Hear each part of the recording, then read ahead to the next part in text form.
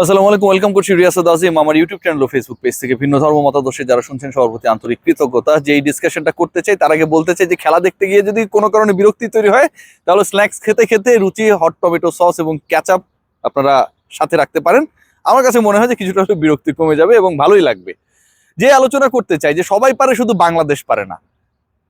PNG, Papua New Guinea, তারা West ইন্ডিজকে প্রায় আটকে ফেলেছিল। বৃষ্টি এসেছিল, শেষ পর্যন্ত সেই ম্যাচে ওয়েস্ট ইন্ডিজের ত্রাতা হয়ে আন্দ্রে রাসেল এবং রস্টন চেজ একটা বিগ রোল প্লে করেন। আমাদের খেয়াল করে দেখি যে এই দুজন ক্রিকেটার যেভাবে উইন্ডিজকে বাঁচিয়েছে, এই দুজন ক্রিকেটার যেভাবে শেষ পর্যন্ত অঘটন ঘটতে দেয়নি বিশ্বকাপে, বাংলাদেশের ক্ষেত্রে অভিজ্ঞ ক্রিকেটাররা ঠিক তার উল্টো কাজটা করেন। এক্সাম্পল হিসেবে আমরা বলতে পারি যে বাংলাদেশ মাঝখানে টানা 3টা ম্যাচ হেরেছিল।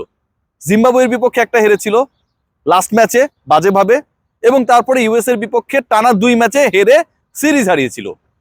এই যে টানা 3 পরাজয়ের ক্ষেত্রেই কিন্তু বাংলাদেশ তুলনামূলকভাবে অভিজ্ঞ দল হবার পরেও, বাংলাদেশের ক্রিকেটাররা তুলনামূলকভাবে অভিজ্ঞতম হবার পরেও দলের হাল ধরতে ক্রাইসিস মোমেন্টে ব্যর্থ হয়েছেন।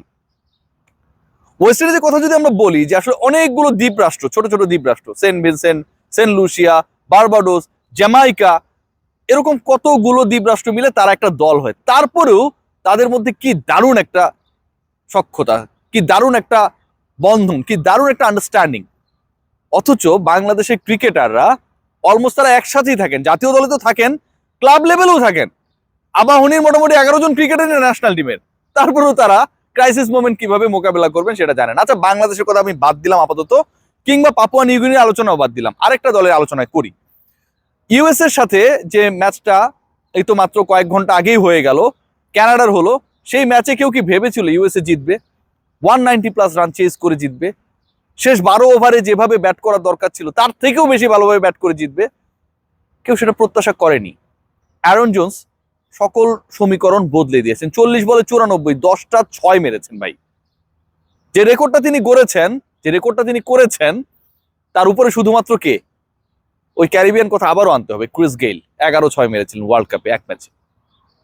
সো এই ঘটনাগুলো যখন ঘটে, যে এরকম প্রেশার সিচুয়েশনে দুর্বল দলের ক্রিকেটাররা, একটু আগে যে এক্সাম্পলটা দিলাম যে পাপুয়া নিউগিনি অভিজ্ঞতায় পিছিয়ে থাকার কারণে ওয়েস্ট ইন্ডিজের সাথে পারেনি, কিন্তু এই যে দুটো দল, যারা দুটাই নবীন দল, এবং একটা সময় ইউএস এর মতো নবীন দলের উপর একটা প্রেশার ক্রিয়েট হলো, সেই প্রেশার থেকে একজন ক্রিকেটার পুরো দলকে বের করে আনলেন, বড় জয় এনশিওর করলেন, এবং মনে হচ্ছিল একটা সময় যে রানটা যদি 220-25ও হতো সেটাও হয়তো ইউএসএ চেস করে যেত। ক্রিকেটের উন্নতি হচ্ছে। আমি আসলে এই আলোচনাটা কেন করছি? ক্রিকেট এগিয়ে যাচ্ছে, নতুন দলগুলো তারা নিজেরা কখনো ভাবে না তারা নতুন, তারা নিজেরা কখনো ভাবে না যে শক্তিশালী একটা দল, সেই দলের নাম হতে পারে ইন্ডিয়া, সেই দলের নাম হতে পারে অন্য কোনো দল, পাকিস্তান, ইংল্যান্ড, নিউজিল্যান্ড, অস্ট্রেলিয়া, আমরা পারবো না। তারা বিশ্বাস করে we have to be positive and we have to display our positive cricket. কিন্তু বাংলাদেশের ক্ষেত্রে যে যত দিন যাচ্ছে, যত অভিজ্ঞ হচ্ছে, আমরা যেন সেই পারফরমেন্সটাকে তলানির দিকে দেখছি। নাজমুল হোসেন শান্ত ক্যাপ্টেন হবার পর তার স্ট্রাইক রেট যদি আমরা খেয়াল করি সেটা হচ্ছে 105। 2024 সালে তার স্ট্রাইক রেট যদি আমরা খেয়াল করি সেটা 97।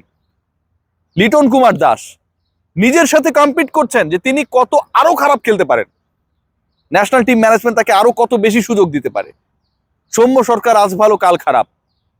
এই যে একটা সিচুয়েশন, এই যে একটা অবস্থা, বাংলাদেশ দল এই মুহূর্তে কোপ আপ করার টেনশনে রয়েছেন যে কিভাবে বিশ্বকাপে এই দলটা সিচুয়েশন হ্যান্ডেল করতে পারবে এবং অফ ফর্ম ক্রিকেটারদেরকে ফর্মে ফেরাতে পারবে, সেই টেনশনে। অথচ বিশ্বকাপের মঞ্চে হওয়া উচিত যারা খেলবেন তারা আমার বেস্ট, এবং তাদের কাকে রেখে কাকে আমি দলভুক্ত করব সেই চিন্তায় ম্যানেজমেন্টের চুল পাকবে।